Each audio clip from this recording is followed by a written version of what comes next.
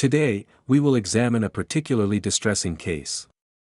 Before we delve into the details, I would like to express my apologies for any shortcomings in my English, as I am not a native speaker. Nevertheless, I am making every effort to communicate effectively. Thank you for your understanding. The actions taken in youth, often driven by impulsiveness, can irrevocably alter one's future and lead to unforeseen, sometimes tragic, outcomes. The case of Daisy Coleman highlights the intertwined destinies of several young girls who fell victim to their own naivety and recklessness.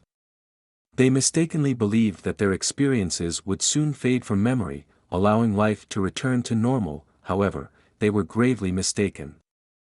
Each of these schoolgirls faced severe bullying from their peers, including those they once considered friends. In 2016, a documentary titled Audrey and Daisy recounted the harrowing experiences of girls who suffered from violence and bullying. Although these incidents occurred in different locations and at various times, the girls were unaware of one another's struggles. The film poignantly illustrated that psychological abuse can often be more challenging to endure than physical harm.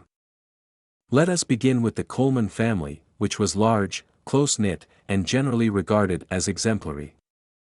They resided in the small town of Albany, Missouri. Michael and Melinda Coleman had been married for many years and were raising 4 children, sons Charlie, Tristan, and Logan, along with their daughter Daisy, who was the second child and the family's only girl.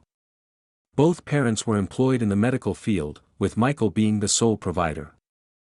A surgeon and his wife, a veterinarian, were esteemed members of their community. The entire family shared a passion for sports, fervently supporting local teams. In 2009, when Daisy was 12 years old, she, along with her father and older brother, embarked on a car journey to a nearby town to watch a soccer match. Unfortunately, inclement weather caused the vehicle to skid on the slick road, leading to a collision with an oncoming car. Tragically, the father lost his life instantly, while the children escaped with minor injuries. In the wake of this tragedy, the Coleman family decided to relocate to a different city in search of a fresh start. They settled in Marville, still within Missouri, where the children enrolled in a local school and their mother found employment at a veterinary center. Over time, they began to heal from their loss and started envisioning their future. Daisy immersed herself in dance and gymnastics and became a member of the school cheerleading squad. Additionally, she discovered her talent for drawing, aspiring to become an artist or designer. At school, she was well liked, known for her bright, kind, open, and cheerful demeanor. Daisy's closest friend, Paige, was her constant companion. They attended school together, participated in the same cheerleading team, and took classes at the same dance studio. Their friendship was so strong that sleepovers at each other's homes became a regular occurrence. On January 7, 2012, during the winter break, Paige once again spent the night at Daisy's house, where they enjoyed watching movies and sharing snacks. Daisy and her friends enjoyed sweets and conversation, and once everyone retired for the night, she stealthily descended to the home wine cabinet, where she pilfered a bottle of strong liquor. After midnight, Daisy began texting Matthew Barnett, a 17-year-old who was regarded as one of the most popular boys in school and an emerging soccer talent. He was a friend of her older brother Charlie, who was in the same class and frequently visited the Coleman household. Flattered by the attention from an older boy, Daisy was eager to engage in conversation and flirtation with him. When she mentioned that she was spending the night with a friend, Matthew invited the girls to a party at his house, suggesting they could enjoy themselves without parental supervision. They enthusiastically accepted his invitation and quietly exited through Daisy's bedroom window. Shortly thereafter, Matthew and a friend arrived to pick them up, and they proceeded to his house, where several other classmates awaited them. The party took place in the basement, accessible through the garage. Upon entering, Daisy and Paige were immediately offered cocktails that the boys had prepared. Matthew was particularly insistent, pouring Daisy drink after drink, which she consumed eagerly in an attempt to impress him. At one point, Paige attempted to intervene, concerned that her friend had already consumed too much alcohol, but she was urged to refrain from interfering. Meanwhile, a boy named Nicholas, whom Paige had long admired, approached her and began to flirt. They shared drinks together, further deepening their connection. A high school student suggested that they move to another room for privacy, and Paige consented, aware of the implications of their actions. Their moment of intimacy was brief, and upon returning to the larger room, they discovered that Daisy was missing. The door to the adjacent room, where the bed was located, was slightly ajar, and Paige noticed her friend lying there in a near unconscious state. Matthew had taken advantage of her vulnerability and engaged in intimate acts with her. Additionally, another party attendee, Jordan, was recording the incident on his cell phone. It later emerged that he too exploited Daisy's incapacitated state and had sexual intercourse with her. The boys then placed the girls in a car and drove them back to Daisy's residence. By this time, Paige had regained some sobriety, but her friend remained semi-conscious and unable to support herself. Soon, Daisy began to vomit, and the boys forcibly removed her from the vehicle while she was ill. Matthew attempted to hold back her hair, but his efforts were inadequate, resulting in Daisy's hair and clothing becoming soiled. The boys instructed Paige to go inside, assuring her that they would remain with her friend until she became more alert. Trusting them, Paige re-entered the house through a window without disturbing anyone, lay down on the bed, and quickly fell asleep due to her lingering intoxication. In reality, the boys deceived Paige. Once she was inside, they abandoned Daisy on the cold ground on a January night after removing her jacket. They later justified their actions by claiming they feared being seen with a drunken minor. The police were called after it was reported that Daisy had been stripped of her jacket due to her vomiting, which had soiled it. Allegedly, Daisy lay outside in sub-zero temperatures for several hours before regaining consciousness. Initially, she believed she was dead, as she could not feel her limbs, nor could she move or scream. Additionally, she was barefoot, and the whereabouts of her shoes and socks were unknown. Her wet hair had frozen to the ground, and she had to exert effort to lift her head and survey her surroundings. Daisy managed to crawl to the doorstep of her home, where she knocked on the front door repeatedly. Fortunately, Maline's mother was awakened by the noise and, mistaking it for the dog wanting to come inside, went to open the door. Melinda was nearly overcome with shock upon discovering her daughter lying on the porch in a vulnerable and semi-conscious state, undressed and without shoes. She cried out, rousing her sons, who quickly came to assist in bringing their sister inside. Daisy was clad only in a t-shirt and thin pants, and her limbs exhibited signs of frostbite. Although she could not articulate her distress, she sobbed intermittently and trembled violently, reeking of alcohol. Initially, her mother attempted to warm her by wrapping her in blankets but soon recognized that this would not suffice. She instructed her sons to carry Daisy into the bathtub, where Melinda began to remove her daughter's clothing and noticed bruises and abrasions on the insides of her thighs.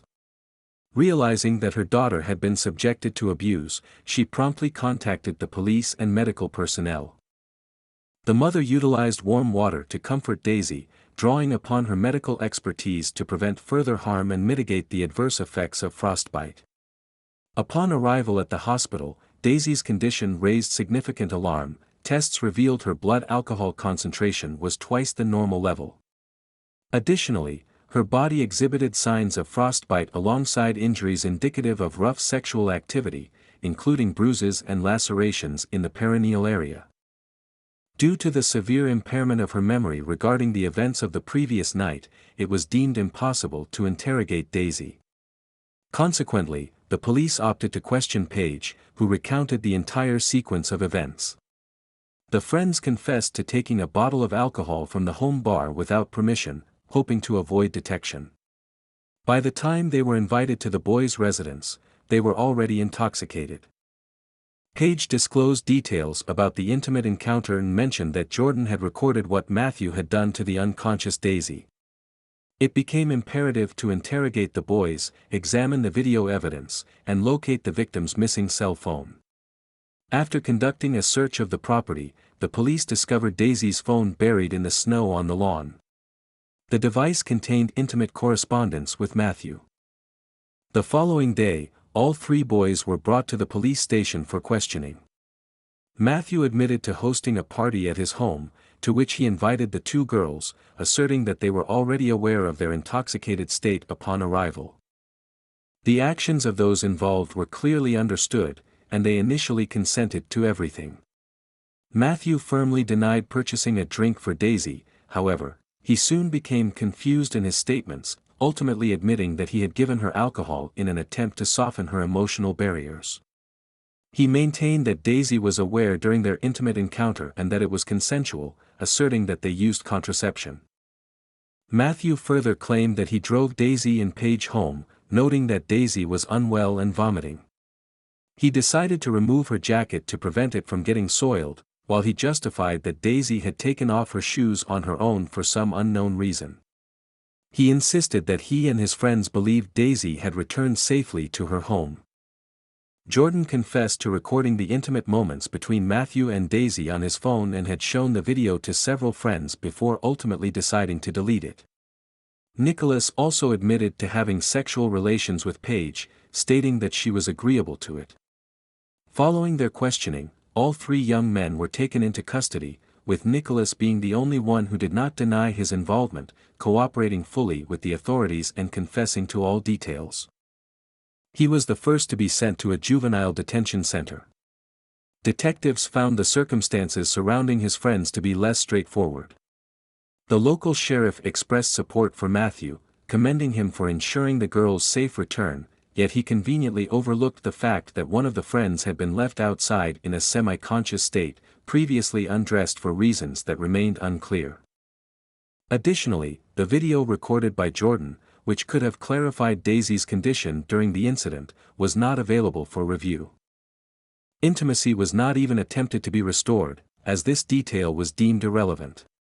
A crucial aspect of the trial was Daisy's testimony, which she provided on the very first day of her hospitalization.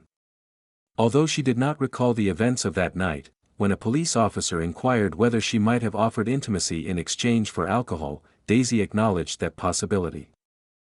Subsequently, Coleman refuted this, claiming she did not hear the question and was still not fully aware of her surroundings. This verbal entrapment ultimately led to the dismissal of charges against Matthew and Jordan. Additionally, it was revealed that Matthew Barnett's grandfather, a former police officer who later entered politics and became a state representative, became involved in the case. The sheriff, who showed sympathy towards the young men, remarked in court that he did not view the girls as victims at all. Consequently, the young men were acquitted and left the courtroom. Physically, Daisy recovered a few weeks after the traumatic events, but mentally, she remained deeply affected. Upon returning to school, she hoped to resume a normal life. However, instead of receiving support and compassion, she encountered severe bullying from her peers. Most students sided with the popular and attractive Matthew, labeling Daisy and Paige as liars and promiscuous girls willing to trade intimacy for alcohol. Coleman was removed from the cheerleading squad and became a social outcast. Despite her brother's efforts to defend her, Daisy frequently received anonymous, abusive, or threatening calls and texts, and her mother faced similar harassment. A close friend of Daisy and her mother ceased their communication due to the latter also being a victim of bullying, which necessitated her transfer to a different school. Gradually, Daisy descended into a profound depression, leading her to withdraw from social interactions and even contemplate ending her life. The tipping point came with the arson of the Coleman's residence, which ultimately convinced them that remaining in the city was unsafe. Consequently, they made the decision to relocate to another state, allowing Daisy the opportunity to complete her education in a more stable environment. Years later, while Daisy was attending college, a prominent online publication featured her story, reigniting public interest in her experiences. This time, numerous individuals from across the nation, many of whom had faced similar challenges or had also been victims of bullying, came forward to support her. This collective response culminated in the creation of a documentary titled Audrey and Daisy, which highlighted the critical issues of violence, harassment, and bullying. The second individual featured in this narrative was Audrey Pott, a girl from California who endured a comparable ordeal at a young age, resulting in her becoming an outcast. Audrey fell into a debilitating depression from which she could not recover and ultimately took her own life. Before her passing, she expressed on her social media that her life had been shattered and that she saw no reason to continue. The documentary and the public backing it garnered motivated the Coleman family to persist in their quest for justice, leading to the reopening of the investigation. In this renewed inquiry, Matthew Barnett was found guilty once again, yet he received a mere 4-year sentence. Daisy endured several months of probation and compensated the victim with a minimal sum of less than $2,000. After completing her college education, she relocated to Colorado, aspiring to begin anew.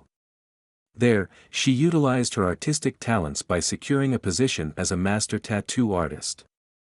Concurrently, Daisy was invited to participate in another documentary project, which she eagerly accepted. For a time, it appeared that her circumstances were improving. However, in the summer of 2018, her family faced another crisis. Her mother and younger brother, Tristan, decided to visit her by car, but tragically, they were involved in a car accident en route to another state. The accident resulted in Tristan's immediate death, while Melinda sustained severe injuries and was hospitalized. This devastating event further destabilized Daisy's already fragile emotional state, leading her to withdraw from social interactions and retreat into isolation. Compounding her distress, she received the heartbreaking news that she would be unable to have children. It was only through her passion for art and creativity that she found solace, channeling her pain and fears into her drawings and sketches. Soon after, Daisy began to express concerns about a stranger who seemed to be stalking her.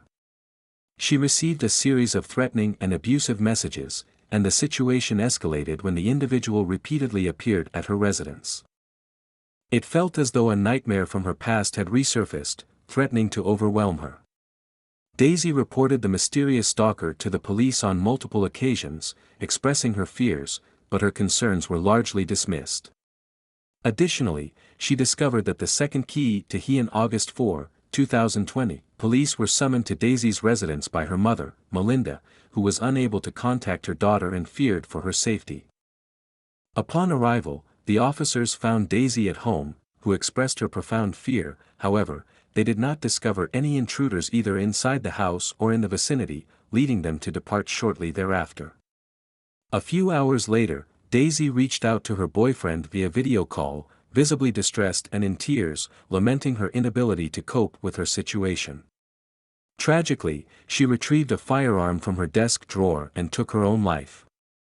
The incident was promptly reported to emergency services, but by the time her boyfriend arrived, it was too late, and Daisy had passed away at the age of 23. Daisy's death marked the third premature loss in her family, leaving Melinda devastated. She frequently shared her grief on social media, expressing her sorrow and wishing she could alleviate her daughter's suffering. A few months later, Melinda posted a final message accompanied by an old photograph of her children, revealing her inability to endure the pain of loss. Subsequently, she also chose to end her life in a manner similar to her daughter's. From the once vibrant family of 6, only brothers Charlie and Logan remained. When they sought to keep some of Daisy's belongings as mementos, they discovered that the salon where she had worked had been robbed, and her exclusive sketch albums were missing. In contrast, Matthew Barnett has found success in his life, having graduated from a prestigious college and chosen to follow the path of his influential grandfather. Upon learning of the tragic deaths of his mother and daughter, he expressed his condolences on his social media platform. Thank you for your attention. R. On August 4, 2020, police were summoned to Daisy's residence by her mother, Melinda, who was unable to contact her daughter and feared for her safety. Upon arrival, the officers found Daisy at home, who expressed her profound fear. However, they did not discover any intruders either inside the house or in the vicinity, leading them to depart shortly thereafter. A few hours later, Daisy reached out to her boyfriend via video call, visibly distressed and in tears, lamenting her inability to cope with her situation. Tragically, she retrieved a firearm from her desk drawer and took her own life. The incident was promptly reported to emergency services, but by the time her boyfriend arrived, it was too late, and Daisy had passed away at the age of 23. Daisy's death marked the third premature loss in her family, leaving Melinda devastated. She frequently shared her grief on social media, expressing her sorrow and wishing she could alleviate her daughter's suffering. A few months later, Melinda posted a final message accompanied by an old photograph of her children, revealing her inability to endure the pain of loss. Subsequently, she also chose to end her life in a manner similar to her daughter's. From the once vibrant family of 6, only brothers Charlie and Logan remained. When they sought to keep some of Daisy's belongings as mementos, they discovered that the salon where she had worked had been robbed, and her exclusive sketch albums were missing. In contrast, Matthew Barnett has found success in his life, having graduated from a prestigious college and chosen to follow the path of his influential grandfather. Upon learning of the tragic deaths of his mother and daughter, he expressed his condolences on his social media platform. Thank you for your attention.